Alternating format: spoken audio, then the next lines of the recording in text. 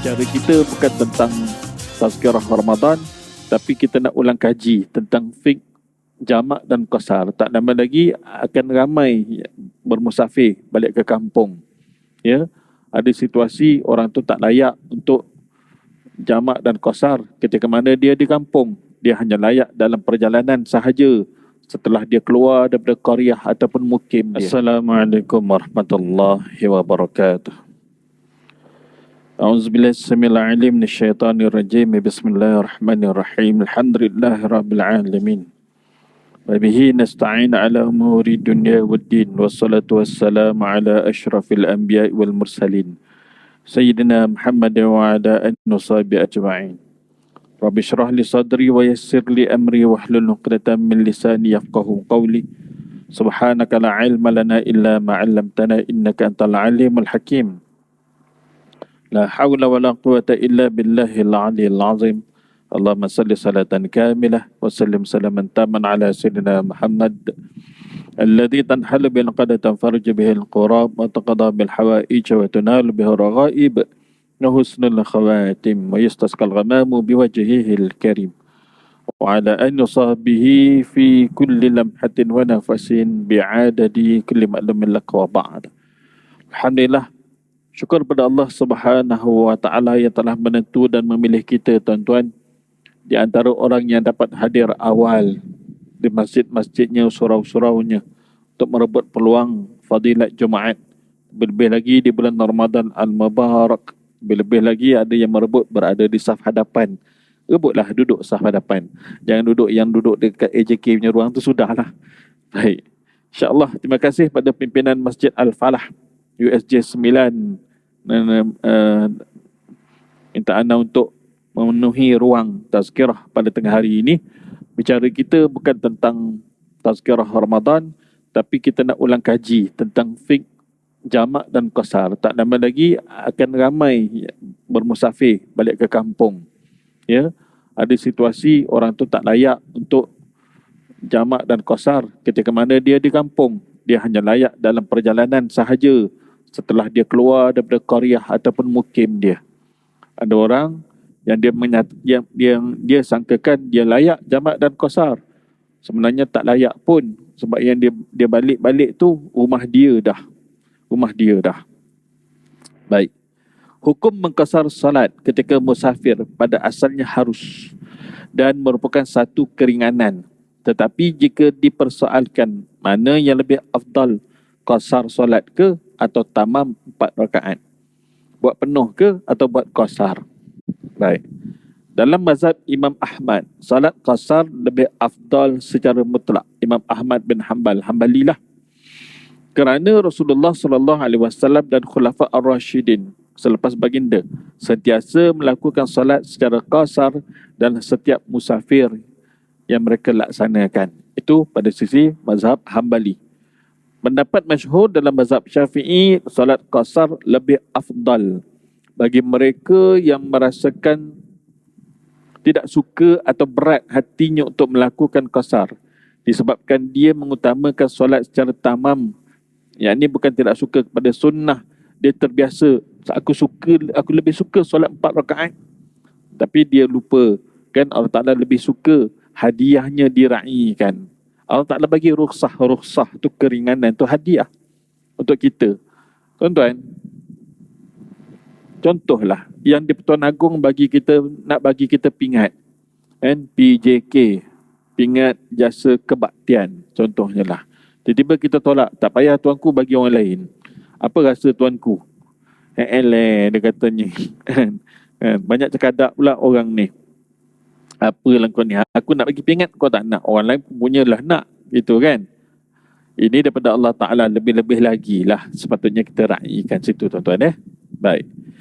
Imam Nawawi dalam Syarah Muslim menyatakan para ulama berselisih pandangan mengenai hukum qasar salat semasa musafir.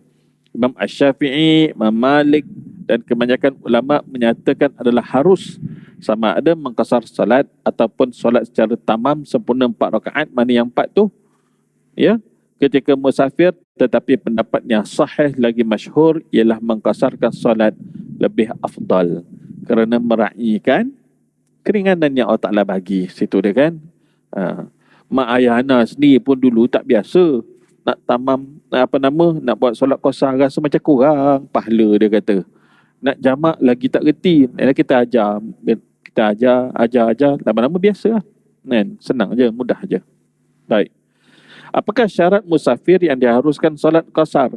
Musafir yang diharuskan syarak iaitu tidak bertujuan maksiat. Tujuan yang harus pergi ziarah, pergi melawat, pergi melancong, tengok dunia ni tak apalah. Melancong boleh, melencong tu yang salah. Melencong tu maknanya buat maksiat lah. Tetapi kalau dalam niat dia, dalam pada dia melancong tu, benda tak ada pun niat asal nak buat maksiat tu, jika sekiranya berlaku di antaranya itu kan terbuat, tidak membatalkan musafir tu, masih boleh. Melainkan memang dia sengaja musafir untuk buat benda tu, awal-awal lagi dah tak boleh dah. Gitu ya. Baik. Jarak perjalanan mestilah 2 marhalah kan. Sekarang ni di Malaysia kita, di Kedah dah keluarkan baru-baru ni 81 km minimum. Maka kita boleh pegang yang 81. Setengah orang dia nak pegang dengan pandangan asal daripada kitab-kitab Turas kan, Sabil al-Muhtadin, Matal al-Badrain dan lainnya pun harus silakan dia nak pegang 90 km. Kan dia nak pegang 90 km lah, aku nak pegang yang lama lah, tak nak pegang yang baru lah, silakan, tak ada masalah. Tapi jangan salahkan bila ada orang lain nak buat yang dia hanya berpegang dengan 81, kita tak boleh kata engkau ni tak nak ni. Jangan gaduh. Hujah dia pun kuat. Begitu tuan-tuan ya. Baik. Musafir hendaklah mempunyai arah tujuan tertentu, bukan musafir menerawang yang tidak pasti ke mana arah tujuan. Contoh, backpackers. Dia tahan je orang. Dia tahan je orang. Ke mana encik nak bawa, saya ikut je lah. Dia ikut je kenderaan yang nak hantar dia ke mana-mana. Dia tak ada hala tuju pun. Maka yang orang yang sebegini, walaupun perjalanan dia tu jadi jauh, satu demi satu, tetap dia tidak boleh jamak dan qasar. Itu tuan-tuan ya. Baik. Apakah keadaan yang menyebabkan tiada keharusan solat qasar atau wajib solat secara tamam ketika bermusafir? Orang ni orang yang bermusafir, tapi ketika tu dia wajib buat tamam 4 rakaat. Orang ni dalam kategori yang macam mana? Baik, pertama, niat untuk menetap sementara atau bermukim di satu tempat selama 4 hari sempurna termasuk malamnya. Siang dan malam duduk situ. Satu tempat tu. Itu ya. Ataupun lebih ke atas. Tidak termasuk hari sampai dan hari keluar semula, hari balik. Macam mana kita nak kira hari datang tu tuan-tuan? Baik. Katalah sekarang kita tinggal di Subanjaya ni, USJ ni. Kita nak balik ke Teluk Intan. Sini ke Teluk Intan kurang lebih 2.5 jam macam tu lah. Ya, 2.5 jam. Katalah kita bergerak pukul 10 pagi. Oleh kerana trafik jam hari Khamis Jumaat dekat nak raya hari Sabtu tu, kan? Maka dia mungkin boleh jadi 4 jam, 5 jam, tak mustahil. Macam tu kan? Baik, kita bergerak pukul 10. 10, 11, 12, 1, 2. Katalah pukul 2 kita sampai. Macam mana nak kira hari datang dan hari stay? Ni, kaedah ni kena pegang. Kita bertolak tadi pukul 10. Pukul 10 pagi esok, barulah dikira sempurna satu hari perjalanan. 10 pagi esok. Baru dikira sempurna satu hari perjalanan. Maknanya ketika mana kita sampai tu, kan? Sampai-sampai tu, belum lagi dikira sempurna lagi harinya tu. Satu hari tu. Yang diberi keringanan tu. 10 pagi hari keesokan, kita dah sampai hari ni. Hingga 10 pagi hari esoknya pula. Maknanya, lusa. Baru jadi satu hari pertama stay. So, lusa, tulat dan seterusnya. Lepas lusa, esok, lusa, tulat. Lepas tulat apa? Tak tahu. Buka kamus lah. Buka kamus lah tuan-tuan ya. Baik. So, itulah kiraan caranya. Kan? Baik. So, secara mudahnya, katakanlah, awal, mau nak balik berapa hari ni? Ambo ambil cuti 5 hari je. Termasuk dengan hari pergi dengan hari balik 5 hari. So, boleh tak dia jamak dan qasar? dia balik 5 hari. Dalam jarak memang cukup melepasi 2 marhalah. Memang boleh sangat lah. Hari pertama, hari perjalanan, hari yang hujung, hari balik, 3 hari saja dia stay. Kira macam tu. Kan? Boleh sangat lah. Kan? 5 hari. Macam tu ya. Baik. Katakanlah 3 hari setengah, tapi tak penuh 4 hari dia stay. Boleh lagi tak jamak dan qasar? Boleh. Boleh. Tuan-tuan ya. Baik. Saya bagi satu soalan. Mamat balik ke rumah. Mamat memiliki seorang isteri di rumahnya di Kajang. Ya, raya pertama dia beraya di rumahnya di Kajang. Kemudian Pop raya kedua dia pergi ke Kuantan Pahang, rumah isteri yang kedua. Apabila dia sampai ke rumah isterinya yang kedua, dia hanya nak stay di rumah isterinya itu 2 hari sahaja. Boleh tak dia jamak qasar ketika mana berada di rumah tu, tuan-tuan? Ini ramai yang tersalah buat ni. Dalam perjalanan dia boleh jamak dan qasar. Ketika mana dia berada di rumah isteri yang berikutnya tu 2 hari ke, tak cukup sehari ke, beberapa jam sahaja ke, dia singgah solat, makan minum umpama contohnya, kan, dia tetap tak boleh jamak dan qasar. Kerana apa? Dia balik ke rumah dia. Rumah isteri iktiraf sebagai rumah suami juga berhak untuk duduk. Macam tu tuan-tuan. Maknanya dia berbilang tempat tinggal lah. Maknanya si suami ni dia ada banyak tempat tinggal. Rumah nombor 1, rumah nombor 2, rumah nombor 3, rumah nombor 4. Contohnya lah. Gitu. Selalunya orang yang banyak orang rumah ni bukan ustaz. Yang bawa lori tu. Yang bawa lori, yang bawa teksi tu. Kan? Tapi masa PKP jam dia tak boleh keluar. Jam kalau tak dia WhatsApp je lah. Senyap-senyap. Senyap-senyap. Kita tahulah cerita. Gitu tuan-tuan ya. Masya Allah. Jadi ada orang yang selalu dia ketika mana banyak kali berulang-alik ke rumah isterinya tu, yang mana jaraknya jauh melepasi 2 marhalah, hanya layak ketika dalam perjalanan sahaja. Apabila sampai hilang jamak dan qasar, hilang kemudahan tersebut. Sebab dia balik ke rumah dia, si suami tu. Kira begitu tuan-tuan ya. Jadi mana-mana yang dah terbuat selama ni solat qasar di rumah isterinya yang sedemikian, wajib qada ulang semula. Tepuk dahi tuan-tuan. Tepuk dahi. Tepuk dahi mana yang dah tersalah tu. Gitu ya. Baik. Ada orang berkata, Ustaz, saya ni memang lahir di Ipoh, kampung sekian-sekian lah. Katalah nama kampungnya Kampung Pinang Sebatang. Pinjam cerita Piramli. Kan? Baik. Kampung Pinang Sebatang. Tapi saya dah bekerja di KL ataupun di Selangor ni. Kan? Dah ada rumah sendiri. Dah ada anak isteri dan sebagainya. Apabila saya balik berziarah di kampung tu, rumah tempat asal saya dilahirkan tu, apakah saya masih boleh lagi? Sedangkan tu tempat lahir saya. Kan? Jawapan dia boleh. Kenapa boleh? Sebab dia dah berpindah watan. Dia dah berpindah tempat tinggal. Jadi tempat dulu tu hanya menjadi tempat berziarah sahaja. Tempat untuk ziarah mak ayah dia. Ataupun katakanlah mak ayah dah tak ada dah. Hanya semata-mata menjadi tempat untuk tengok kebun, tengok tanah dan sebagainya. Gitulah. Gitu tuan-tuan ya. Terbeza juga orang yang memang dia ada buat rumah di kampung yang menjadikan rumah tersebut sebagai rumah kedua. Itu lain. Ya, katakanlah ini rumah mak ayah. Dalam kampung yang sama dia ada rumah dia juga satu lagi di kampung. Di KL satu yang dia duduk bekerja ni. Di kampung satu. Ini rumah kedua kami katanya.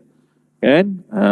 Yang dah siap segala kemudahannya. Maka setiap kali dia balik ke rumah yang tu juga hilang rukhsah, jamak dan qasar. Maka dia dinamakan orang yang memiliki 2 watan, 2 tempat tinggal. Tuan-tuan Jadi kalau semata-mata kalau dia buat hanya untuk mendapatkan hasil, dijadikan homestay, ini bukan untuk saya tinggal dah. Kami buat homestay je untuk dapatkan income. Okey, tak ada masalah. Niat tu penting. Niat itu menjadi penentu kepada hukum hakamnya, tuan-tuan Baik. Seorang pelajar bertanya, Ustaz, saya ni tak ada rumah yang ada duduk di bandar ni sebab belajar di UKM, duduk di hostel, duduk di rumah yang kami sewa, tong-tong sama-sama kawan. Share-share lah, bayar. Setiap kali kami balik berziarah mak ayah ataupun balik raya, umpamanya, kan, apakah layak bagi kami jamak dan qasar di rumah mak tu? Kan? Jawapan dia tak boleh. Sebab itulah dia watan dia. Tak ada lagi watan yang lain. Hanya semata-mata yang dia di KL tu bermukim sahaja. Tinggal sementara namanya. Kan? Melainkan dia beritahu si ayah ni kan duit banyak. Pencen GLC umpama contoh oil and gas ke apa ke. Ayah dia bagi. Nah, Mat, aku bagi kau 500,000 ni. Kau belilah rumah nanti. Kau nanti kerja kat KL. Kau beli rumah, kau stay situ lah. Kan, bermastautin kat situ lah. Dia pun setuju sambil-sambil belajar tu. Kan, maka dia dah dikira berpindah tempat. Dia dah dikira sebagai berpindah tempat. Tuan-tuan. Baik. Bagaimana cerita kalau orang yang jarak perjalanan dia tak cukup 2 marhalah? Katalah rumah dia di Sungkai. Sini ke Sungkai tak sampai 80 km kan? Tak sampai. Mungkin dalam 60 lebih, dekat 70 macam tu lah. Lebih kurang. Tuan-tuan dia. Dia tekan waste tu umpamanya. Boleh tak bagi dia jamak jika sekiranya terperangkap dalam kesesakan jalan raya, nak balik ikut highway, kan? Macam-macam hal ada. Tayar pecah lah, kereta rosak lah, accident lah, jam jalan, confirm, biasalah tu kan. Baik. Jadi dia tak layak jamak dan qasar sebab marhalahnya tak cukup 2 marhalah. Tapi apakah dia layak ketika mana dia terperangkap nak solat zuhur ni, alahai, dah nak masuk waktu asar, nak berhenti mana-mana pun tak boleh ni. Air pula tak ada dalam kereta. Kan? Nak berhenti duduk tepi semayang sekejap pun tak boleh ni. Kan? Keadaan yang sangat tidak sesuai ketika tu. Mana pilihan yang baik untuk diri dia? Qada zuhur dalam waktu asar ke atau jamak takhir? Dari sudut marhalah dia tak cukup. Maka jawapan dia adalah jamak takhir. Dia boleh niat, aku jamakkan zuhurku ke waktu asar. Aku takhirkan zuhurku kerana Allah. Maknanya jamak lah tu. Kan? Tak berdosa. Tak. Macam tu tuan-tuan ya. Tapi jangan dijadikan kelaziman, kebiasaan. Sengaja buat. Sengaja buat tak boleh. Dan ni benda yang di luar jangka, tiba-tiba berlaku traffic jam dan sebagainya. Gitu tuan-tuan Baik.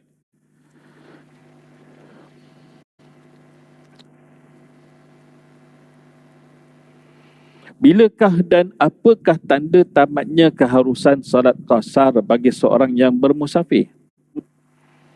Pertama, niat untuk bermukim di suatu tempat selama 4 hari yang sempurna. Contohlah, tuan-tuan, nanti balik kampung nanti, plan nak 3 hari je lah. 3 hari setengah balik lah. Dah tolak hari datang sehari. Kan, dah tolak hari balik sehari. Jadi stay nak 3 hari lah contohnya. Ya. Baik. Tiba-tiba, bos kata, bos WhatsApp, korang sambung je lah cuti sehari 2 lagi. Ramai orang tak ada kat office tu, jimat belanja utility, elektrik, aircon, apa benda semua. Kita pun tengok ada cuti-cuti bertindih yang kita belum guna tu. Kita pun, kalau macam ni bos cakap, kan, continue je lah daripada awal. Bos beritahu tu pula, hari yang pertama kita sampai. Hari pertama, kita pun decide, kalau macam ni 5 hari je lah terus aku kat sini. Asal tadi kita dah solat zuhur dah. Kan? Siap jamak, siap qasar lagi. Tiba-tiba dapat WhatsApp daripada bos. Dan kita pun ubah niat kita, kalau macam ni bos dah bagi arahan macam ni, 5 hari lah aku nak stay kat kampung. Hari ke-6 baru balik.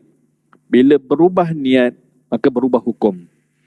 Berubah niat, berubah hukum. Yang tadi dia dah buat dah zuhur asar, settle. Yang kemudian, maghrib isyak nanti, tamam dan berada dalam waktu masing-masing. Jelas tuan-tuan Jelas baik. Okey. Orang yang tak cukup jarak 2 marhalah. Katalah dia di mana? Sekincan. Kan? Isterinya tekan waste. Yang buka waste. And boleh tak kita lalu jalan ni? Lalu jalan. Dengar hari tu dekat Masjid USJ dalam TikTok. USJ 9 Masjid Al-Falah. Ustaz tu kata 81 kilometer. Kan? Sekali, alah bang, sampai rumah mak ni 80 kilometer baru. Kan? Bang, depan tu ada roundabout bang, tawaf 10 kali bang, settle. Boleh tak? Dia nak kau tim. Nak kau tim tu. Tak boleh. Allah Ta'ala bukan pak saudara kita, jawapan dia. Kan? Tak boleh nak kau tim. Tak cukup, maka solatlah tamam. Solatlah sempurna. Itu dia. Baik. Solat ni hadiah daripada Allah. Tak kira lah 4 rakaat ke 2 rakaat ke, buatlah. Kan? Sami'na wa ata'na. Kan? Kita dengar dan kita taat. Tanpa banyak kira. Okey. Bilakah dan apakah tanda tamatnya keharusan solat qasar bagi si musafir? Tadi dah sebut dah. Asal niat dia nak duduk 3 hari, tiba-tiba diubah. Nak duduk 5 hari lah kalau macam ni. Hari ke-6 baru balik. Confirm dia jadi orang yang bermukim di situ. Ataupun kita jalan-jalan sehingga dia R&R, umpama contoh. Ni cerita situasi yang lain. Situasi yang baru. Sehingga di R&R terjumpa kawan sekolah dulu lama. Kan? 20 tahun tak jumpa, 30 tahun tak jumpa. Dia ingat lagi muka kita. Kita pun ingat muka dia. Jumpa, berpeluk dan sebagainya. Kau duduk mana? Aku duduk kat sini, datanglah rumah aku. Nak ke mana ni? Aku nak ke rumah anak contohnya. Kan? Kat mana rumah? Kat Sungai Besar. Kau ni nak ke mana? Aku nak ke Penang sana, rumah kat sana. Rumah saudara mara ramai kat sana, nak ke Penang lah ni. Singgahlah dulu Sungai Besar. Singgah Sungai Besar. Kan? Singgah Sungai Besar tu oleh kerana kawan lama tadi tu, kan, dia pun kata duduklah sini sehari 2 ke 3 hari ke, lama pun tak apa. Kan? Asalnya kita pun plan sehari sudahlah. Kan? Tiba-tiba kat situ banyak pula aktiviti area Sungai Besar tu. Kan? Pergi Sungai Haji Dorani boleh. Beli apa? Ikan, kampari, segar-segar. Daripada laut tu, hasilnya ketam dan sebagainya lah. Seronok tengok aktiviti orang kampung. Lepas hari dalam langsung dia fikir, nak duduk lama lah sikit, enjoy kat sini, dah lama orang dah pencen, tak ada tekanan apa-apa, umpama contoh kan. Nanti yang rumah anak tu kemudian punya cerita, contoh kan. Maka kita dah jadi orang yang bermukim di situ. Kalau duduk stay 4 hari kan, stay 4 hari, kemudian kita keluar terus ke Penang. Perjalanan yang baru namanya. So perjalanan musafir yang baru. Perjalanan musafir yang asal daripada Subanjaya ni ke Sungai Besar. Kan? Asalnya nak pergi ke Penang, singgah di Sungai Besar, tiba-tiba jadi bermukim di situ. Apabila dah dinamakan satu stesen tu bermukim, perjalanan seterusnya adalah musafir yang baru. So maknanya dalam cerita ni ada 2 musafir. Satu stesen daripada sini ke Sungai Besar, ke stesen yang kedua Sungai Besar ke Penang. Tuan-tuan ya. Baik. Bagaimana pula persoalan kampung suami dan kampung isteri berlainan mukim dalam satu negeri? Baik. Jadi abang balik rumah mak abang dululah. Lepas 3 hari ataupun lepas 2 hari balik rumah mak saya pula. Kata si isteri. Boleh tak keseluruhan tu menjadi jamak dan qasar? Dapat rukhsah tersebut? Jawapan dia boleh. Asalkan kita tak berada pada satu tempat itu lebih daripada 3 hari penuh ataupun 4 hari penuh. Tolak hari datang. Hari datang sehari. Dan mula daripada waktu perjalanan kita pukul berapa hingga keesokannya itu sama waktu dengan waktu mula perjalanan semalam tu. Maka itu adalah hari datang. Hari sampai. Kan? Gitu dia ya. Maknanya 3 hari kat rumah mak abang, lagi 3 hari kat rumah saya, kan? Keseluruhan nampak 6 hari kan. Tapi mukim lain-lain. Dia dikira semuanya tu musafir. Nampak tuan-tuan ya? Nampak kan? Baik.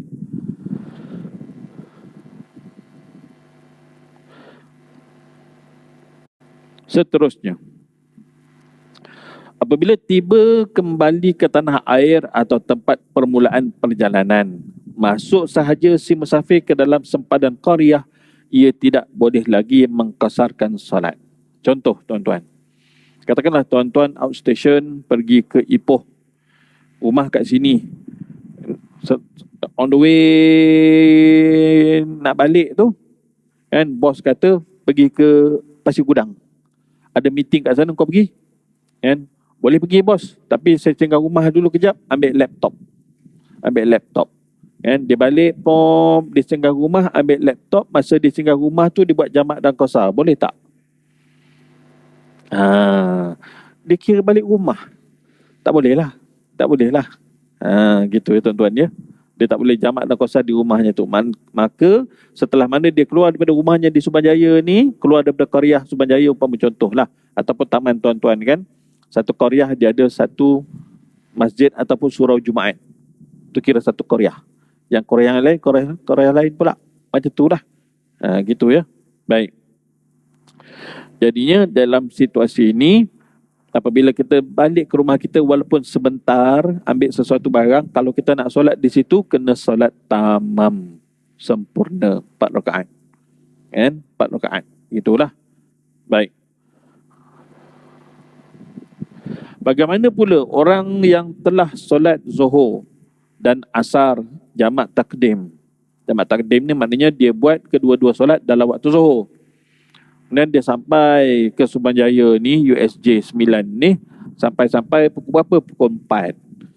4.24 atau 4.23 lebih kurang macam tu lah, azan asar kumandang. Tadi dia dah solat dah Zuhur dan Asar jamak. Apakah wajib lagi dia ulangi semula asar? Tidak. Tapi kalau dia nak ulang lagi semula, sebab sini orang berjemaah, tadi aku sembahyang seorang-seorang, dia menuntut pahala yang lebih, namanya i'adah solat, mengulangi solat kerana menuntut pahala yang lebih. Sebab yang tadi solat seorang, ni solat berjemaah. Kalau dia nak ambil peluang tu lah, tafadhal, silakan. Ataupun dia ingat dulu aku banyak tak ganti lagi sembahyang, kan, maka dia nak rebut yang berjemaah ni, niat qada. Tu tuan-tuan ya. Baik. Satu persoalan. Anda teringat je ni. Jadi anda tebuk-tebuk aja persoalan-persoalan tu sambil kita tengok kitab kita ni. Baik. Orang yang dulu pernah tertinggal dengan sengaja, bukan tertinggal, sengaja tinggal lah maknanya. Kalau tertinggal tu sebab tertidur, pengsan dan lainnya lah, kan. Baik. Yang mana dia tinggal dulu zaman dia lara. Semua orang ada zaman tu masing-masing. Ada yang tak. Ya. Baik. Jadi masa dia tinggal tu, waktu dia bermusafir, boleh tak dalam musafir yang baru dia qada solat yang musafir dulu tu dengan qasar? Dan niat qada yang dulu qasar dalam perjalanan yang baru, dalam perjalanan musafir yang sekarang, harus boleh. Tetapi jika sekiranya dia sedang bermukim di rumahnya, dia teringat dulu solat-solat yang perlu dia ganti, perlu dia qada, yang mana solat itu adalah solat musafir, solat yang jadi 2 rakaat. Ketika mana dia nak buat itu, dia berada di rumah, sedang menetap di rumahnya. Boleh tak dia buat 2 rakaat? Tak boleh, dia kena buat 4 rakaat. Macam tu ya. Baik. Bagaimana pula sebaliknya, kita twist soalan. Orang yang tertinggal solat qada, yang mana solat itu solat tamam, 4 rakaat, Zuhur, Asar, Isyak. Dia teringat ketika dalam perjalanan musafirnya dia nak qada solat tu, boleh tak jadi rukhsah dapat 2 rakaat diskaun 50%? Tak ada. Dia tetap kena buat 4 mengikut asal yang ditinggalkan. Tuan-tuan ya. Tuan-tuan banyak dapat ilmu hari ni, tolong share dengan kawan-kawan. Ialah kita bukan nak masuk syurga seorang-seorang, kita nak ajak kawan-kawan kita juga, kita nak ajak anak isteri kita juga. Gitu tuan-tuan ya. Bulan Ramadan ni pahala Allah Ta'ala bagi tak terkira tuan-tuan, banyaknya. Jadi berebut peluang kebajikan tu sungguh-sungguh. Gitu ya. Sekejap je dah pukul 1 dah. Baik.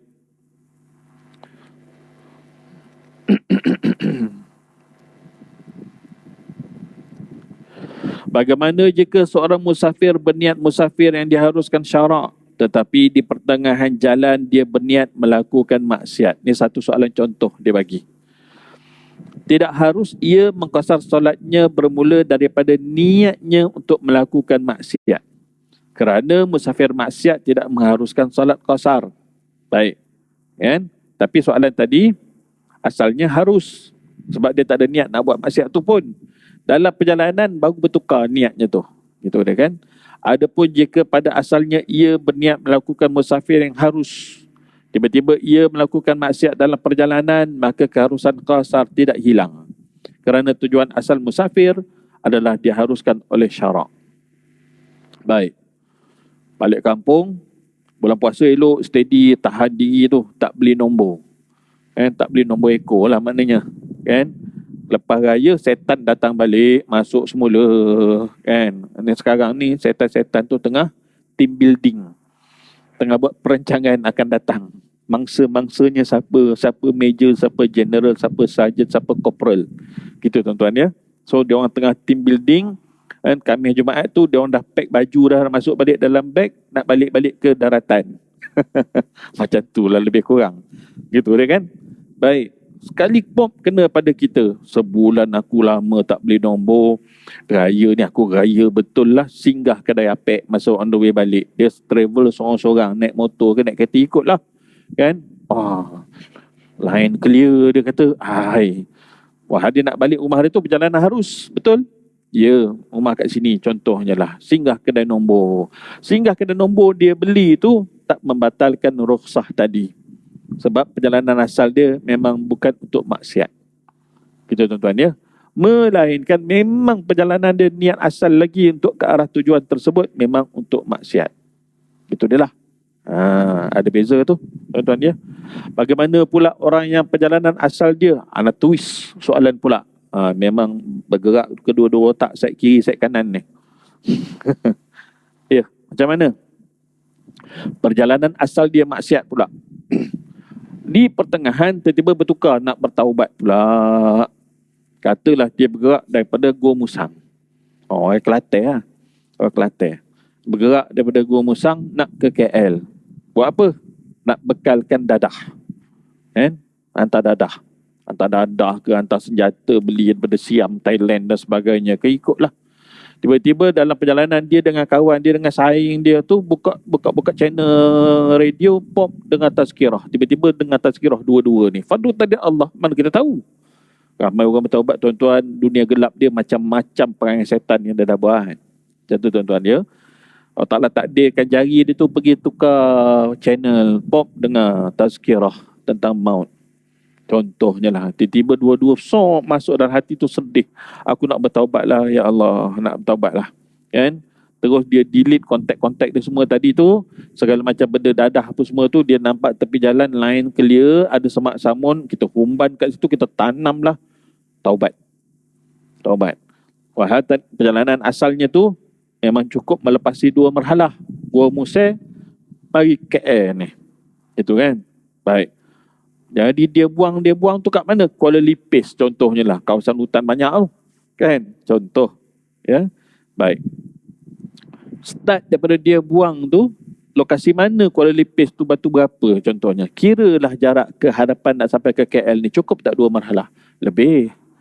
Maka perjalanan yang start daripada dia ubah niat tu harus baginya jamak dan qasar. Tuan-tuan ya. Kau penjenayah ke, kau bukan penjenayah ke, bertaubat ke tak bertaubat ke, tetap wajib solat. Tapi nak cerita tentang rukhsah tu, biar faham.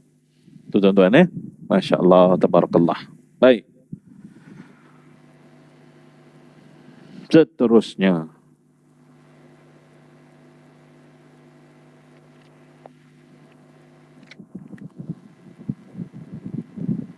Seseorang yang memulakan musafirnya pada akhir waktu solat. Adakah solat itu boleh dikasarkan semasa dalam perjalanan kerana pada awal waktu ia masih belum musafir, sedangkan solat itu telah pun menjadi kewajipan ke atasnya? Ya, seseorang yang memulakan musafirnya pada akhir waktu solat, maksudnya apa? Dia tak sembahyang lagi, waktu dah masuk, Zuhur dah kumandang dah. Zuhur pukul 1.20 contohlah, 1.20 waktu Zuhur. Ya, 4.24 waktu asar. Macam tu ya. Tiba-tiba pukul 4 dia dah siap packing benda semua, meeting semua dah selesai, mau packing, masuk barang dalam bonet. Pukul 4 gerak. Lepas tu baru teringat Zuhur belum buat lagi. Tapi perjalanan yang dia nak keluar ni melepasi 2 marhalah. dan dia telah pun keluar daripada qaryah dia ketika itu, boleh tak dia singgah solat zuhur qasar waktu dah masuk awal tadi? Jawapan dia harus boleh. Gitu tuan-tuan ya.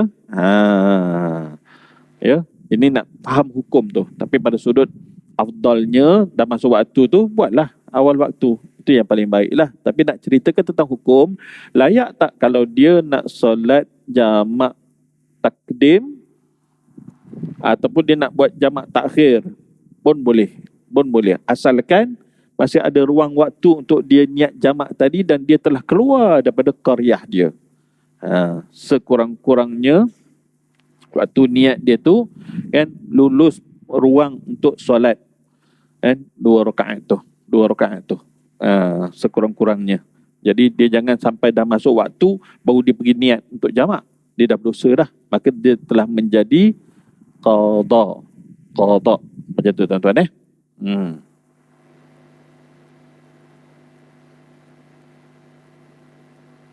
Jika seorang musafir mengetahui yang ia akan bermukim di tempat itu dalam tempoh masa yang lama, contohnya berbulan, bolehkah ia mengqasarkan solat?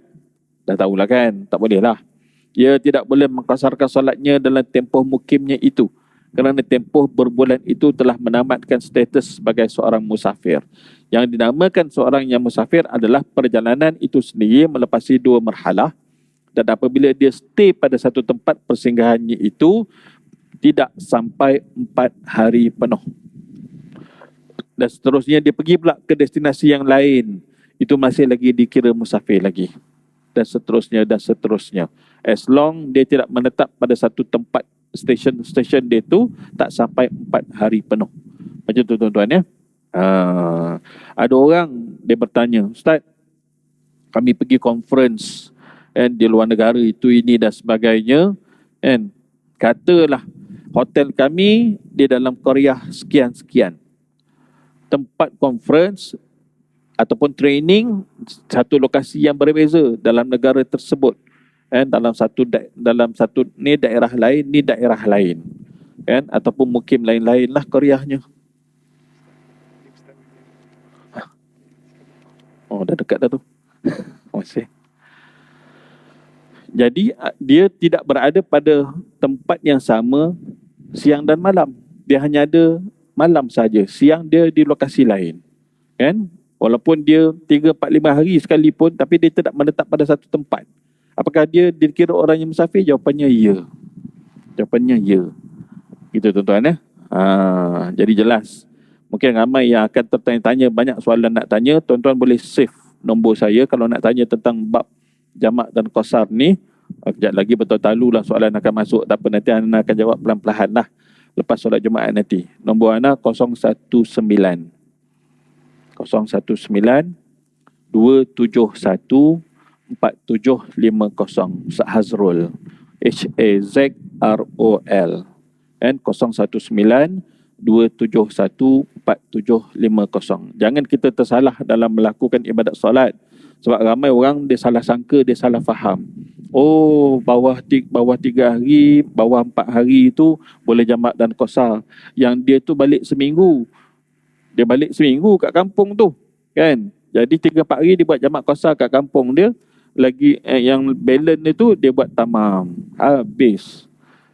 Yang dia buat jamak qasar tu kena ulang balik tamam. Sebab dia dikira putus musafir dia. Sebab daripada awal lagi dia dah plan dah untuk jadi orang yang bermukim.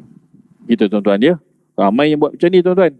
Maka yang pernah tu, pertama kena taubat, yang kedua kena ulang solatnya. Ustaz tak ingat, Ustaz. Tak ingat. Yang kami nak kena ulang balik tu banyak mana? Solat istikharah, minta petunjuk daripada Allah Subhanahu Wa Taala, Allah Taala akan dorongkan kita banyak mana nak kena buat solat tu. Zuhur ke, asar ke, maghrib ke, isyak ke, subuh ke. Subuh tak adalah. Itu tak adalah kan. Yang mana zuhur dan asar, maghrib dan isyak yang pergi jamak umpama contohnya tu. Ataupun lebih-lebih lagi yang kita qasarkan tu. Ini kita cerita bab qasar, kita tak cerita sangat bab jamak. Bab jamak dia lebih luas lagi. Gitu tuan-tuan Wallahu a'lam. Save nombor tadi 019 2714750. Selalu je ada orang akan WhatsApp ana bila dia orang travel keluar negara dan sebagainya. Jadi dia nak keluar daripada kemuskilan, jadi dia dapat beramal tu, dia rasa confident, lega dia. Itu sajalah. Mudah-mudahan sikit sebanyak ilmu yang dapat pada hari ini tuan-tuan boleh kongsikan. Kongsikan yang betul, jangan kongsi yang tak betul. InsyaAllah. Aku qali hadza wa astaghfirullahal azim li wa lakum. Wassalamualaikum warahmatullahi wabarakatuh. Bismillahirrahmanirrahim. Allahumma faqqihna fid din waftah lana futuhal arifin waj'al a'malana khalisatan liwajhikal karim. Allahumma arzuqna fahaman nabiyyin wa hirzal mursalin wa ilhaman malaikatil muqarrabin bi rahmatika ya arhamar rahimin. Allahumma barik lana fi syahri Ramadan wa ballighna lailatal qadar. ربنا تقبل منا دعانا إنك أنت السميع العليم وتب علينا يا مولانا إنك أنت التواب الرحيم وصلى الله على سيدنا محمد وعلى آله وصحبه وبارك وسلم والحمد لله رب العالمين. تقبل الله منا ومنكم.